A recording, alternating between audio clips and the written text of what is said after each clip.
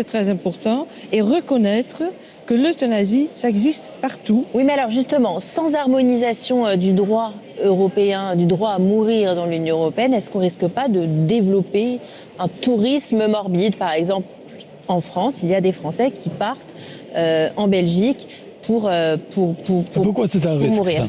Pourquoi c'est un risque? Pourquoi quoi? Pourquoi c'est un risque, ça?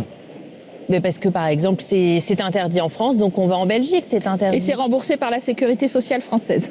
Pour partie. Moi, je suis pas contre. Vous n'êtes pas contre le fait qu'on puisse comme ça choisir le pays pour mourir et pour être Parce que accompagné? finalement, c'est une question, un phénomène social. Bah alors pourquoi ne pas harmoniser à ce moment-là? Non, c'est pas la même chose. C'est pas la société qui fait ça.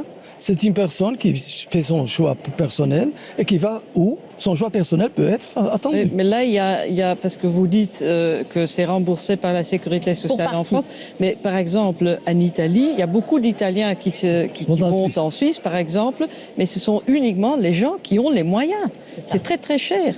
Donc ça crée des inégalités. Ça veut dire que seuls les gens qui ont de l'argent ont le droit à la dignité à la fin de vie, tandis que les gens qui n'ont pas les moyens n'ont pas le choix. C'est une question que la société nationale doit résoudre, pas l'Europe.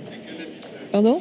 C'est une question que chaque État membre doit résoudre, pas l'Europe. Et pour conclure, à tous les deux, est-ce que vous avez écrit des directives anticipées spécifiant ce que vous souhaitiez en cas de maladie grave, de coma ou de dégénérescence rapide, Alfred Sent? Est-ce que vous avez rédigé des directives anticipées? Pas encore, mais je voudrais le faire. Sophie Tevelt. Pas à 100%. Et en plus, mais j'ai noté qu'effectivement, il y a un aspect transfrontalier là-bas, parce que moi, je suis néerlandaise, mais j'habite en Belgique. Et j'ai déjà eu l'expérience dans un autre contexte avec le don des organes et tout ça après la mort.